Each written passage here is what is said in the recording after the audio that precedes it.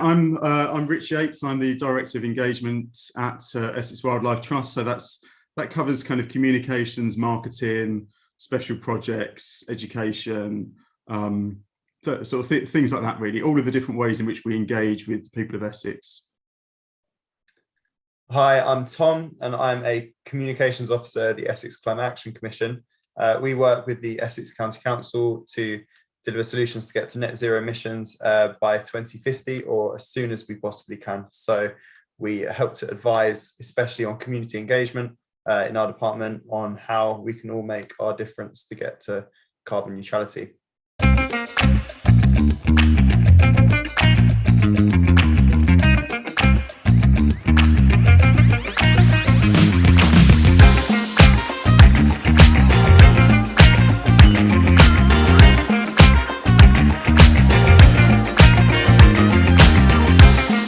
Essex Wildlife Trust is a charity, so we operate almost entirely on the donations of members and grant makers. So please, become a member at your next earliest convenience. Our reason for being, though, is to protect wildlife and inspire a lifelong love of nature. Our vision is a wilder Essex, and by this we mean a county that's rich in wildlife, and the people of Essex are connected to nature. And where we as a county are kind of really doing our part, making our contribution to reversing the climate crisis and also the ecological crisis. So this is sort of why it's so important that we work closely with Essex Climate Action Commission and Essex is Green as well. So it's a wilder Essex, that's the kind of vision, and we try to achieve this in two main ways really. The first is through conservation, as you'd probably expect. We manage over 100 nature reserves throughout the county, and sort of through these we kind of maintain, restore and enhance green spaces for wildlife. As well as this, we're involved in a very large portfolio of different projects, conservation projects, working with landowners, county districts, town and parish councils, partners such as the RSPB, National Trust, Natural England and sort of others. And our aim really is for 30% of land and sea in Essex to be connected and protected for wildlife by 2030. This is what we kind of refer to as 30 by 30. And there's a lot of research to suggest that sort of 30% is the point at which we really can get everything back in balance. So that's the first way that we really try to bring about a wilder Essex. And the second way is through engagement, which is my specific remit really. So we run 11 visitor centres in some of Essex's most kind of awe-inspiring beauty spots. We also have the largest county-based provider of outdoor learning experiences in the UK. So it's working with people at every age and stage of life, trying to shift the education paradigm to take as much learning as possible outdoors and sort of instill that sense of environmental stewardship in people of all ages. And sort of the aim of this particular kind of type of work that we do is to get 1 in 4 people in Essex to take action for wildlife by 2030. So we kind of refer to this as 1 in 4. So we've got 30 by 30 and 1 in 4. And 1 in 4 is the tipping point at which sort of minority views, behaviours enter the mainstream and become the norm. So those are the kind of two main things that we do at the Trust: conservation and engagement, but also kind of wildlife for all is really important to us. So making sure that access to nature is possible to the widest parts of society as we can. So we believe that access to nature is a universal right. So this is kind of baked into everything that we do.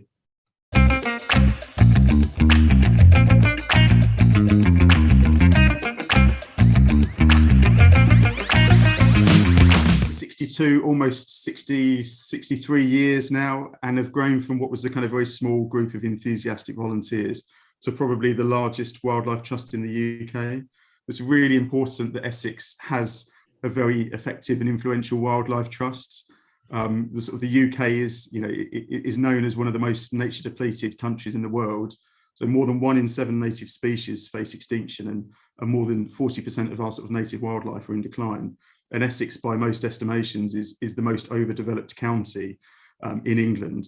So it's facing huge sort of developmental pressures over the coming decades. So we really are in Essex at the epicentre of the biodiversity crisis. It may not seem it because we're often surrounded by what seems like gorgeous green spaces, but a lot of that's agricultural. And we really are at the epicenter of this.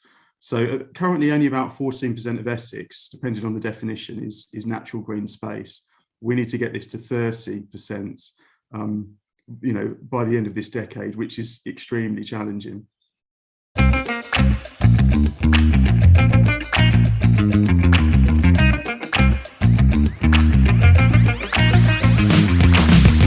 Blue House Farm is one of our sort of flagship sites. It's based in Fanbridge on the north bank of the River Crouch, sort of roughly between Southwood and Ferrers and Burnham. It's managed by us at Essex Wildlife Trust, and it's a very heavily designated site of kind of international importance for wildlife. It was bought by Essex Wildlife Trust in 1998, and most of the farm was originally salt marsh until the sea walls were kind of constructed about 100 years ago, I think it was, to reclaim the land from the sea, and it was then used as kind of grazing pasture, and we've continued to graze the land today, but we're kind of slowly restoring aspects of the site back to how they originally were.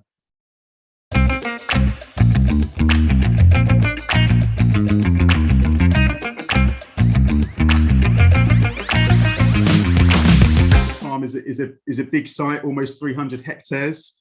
So there's lots to see and lots to enjoy. There are 3 bird hides, lots and lots of bird life. So you can sort of look out for reed warblers, lapwings displaying overhead in the sort of magic way that they tumble out of the sky.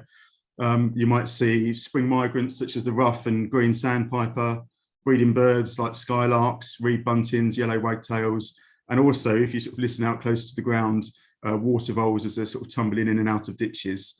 And you'll also, obviously, because it's coastal grazing marsh, likely to see sheep and cows as well, depending on what time of year you go. Also, very soon, it will be fantastic for dragonflies. But actually, the thing that it's probably most famous for is the dark-bellied Brent geese that travel all the way from Siberia. And we get, at Blue House Farm, a significant portion of the world population of Brent geese. So it's particularly worth seeing this time of year and later in the year.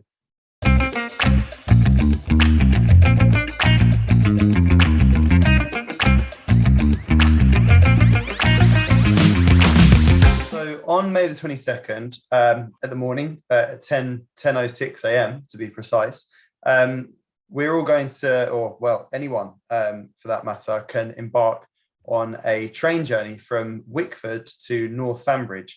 And as Rich has been mentioning, in North Fanbridge, we'll be going to the Blue House Farm Nature Reserve. So the train itself is a climate and biodiversity awareness train, because on the 22nd of May, it's International Biodiversity Day. And we are kind of collaborating with the Essex and South Suffolk Community Rail Partnership, as well as Greater Anglia, and the Essex Forest Initiative, as well, and also the Essex Wildlife Trust, because we'll be visiting their site. So by doing this, we're not only combining kind of an expression of the importance of rail travel as a sustainable method of transport for tourism, for work, for just simply getting around. We're also trying to express the importance of visiting and preserving the sites like Blue House Farm. And North Fanbridge in particular is an important case study for preservation and conservation when it comes to biodiversity, but also climate change, because it's an area particularly at risk of sea level rise, which is a severe consequence of climate change that will be affecting Essex, much of Essex in particular, due to its coastal proximity. But there are lots of perks coming on this walk. It's not just a walk to Blue House Farm and back. It's a walk along the seawall where we'll be discovering some really beautiful views. We'll be seeing the Crouch estuary, which is something spectacular on a sunny day, but pretty much any weather, it's got its own sort of different atmospheric beauty. And for everyone that comes, a tree will be planted. So we will be working with the Essex Forest Initiative to also boost our uptake on how we're planting trees across Essex, which is great to see. And it's also an opportunity for the whole family to come along. On the train, they'll be given I Spy packs to help them sort of get to know what they're going to be seeing on the day. And throughout the walk as well, it's going to be about a 1 hour walk about 4 kilometers roughly from Blue House Farm across the seawall and back past the bird hides to where we'll have an opportunity to stop and have a look around and try and see what we can spot in the kind of quietest of environments, really.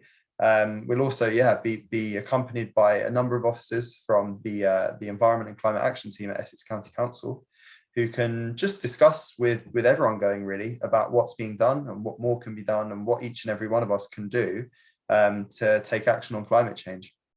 And at the end, there'll be some refreshments available and also an opportunity to learn a little bit more about our advice packs that the Essex Climate Action Commission are launching on the 22nd of May. And these advice packs are specifically for residents, businesses and schools. These 3 will be available for anyone to download and to get a hard copy of, and they're just basically full of useful tips and tricks. They're like a kind of a go-to resource really for businesses, residents and schools on how to reduce their carbon footprint in kind of simple, practical and also cost-effective ways. So yeah, tickets are available now from the Greater Anglia website, and we can put a link in the caption of this video. They're £5 for an adult and £3 for a child. And yeah, like I say, it will be going from 10:06 at Wickford Station and arrive at 10:20 at Northumbridge. So it would be absolutely brilliant to see you there to celebrate International Biodiversity Day and learn a bit more about climate change.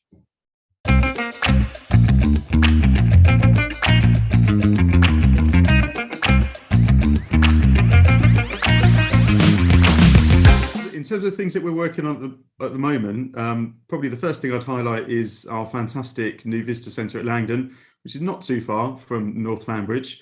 Langdon is our largest inland reserve and one of the highest points in Essex with fantastic views. And the new centre is gorgeous, sympathetic to the history of the site, the Plotlands history, and includes what we consider to be the most wildlife friendly car park in the county. Possibly the UK, so definitely go and see that if you can. Go and see the car park, if not the reserve itself. Second thing that I'd probably highlight is the Nature Nursery at Abbots Hall. So this is a pioneering outdoor nursery, Ofsted registered, the first of its kind as far as we know, providing full-time education and childcare to preschoolers, completely outdoors, come rain or shine. And the children absolutely love it. We would really like outdoor nurseries to become widespread across Essex and the UK and really challenge the mainstream education system. So please tell your friends and families about the Nature Nursery, hoping to have one popping up in a place near you. And then the last thing that I would probably highlight is our national campaign in June, 30 Days Wild. So it runs throughout the month and it encourages people to do a random act of wildness every day in June. The sort of the rationale for this is that it takes 30 days to form a habit. So this could be anything from walking around your garden in bare feet to planting some wildflower seed in a window box, or it could be staring up at the sky for 5 minutes, or anything really that just kind of connects you with nature. So I would definitely encourage everyone to get involved with 30 Days Wild in Essex.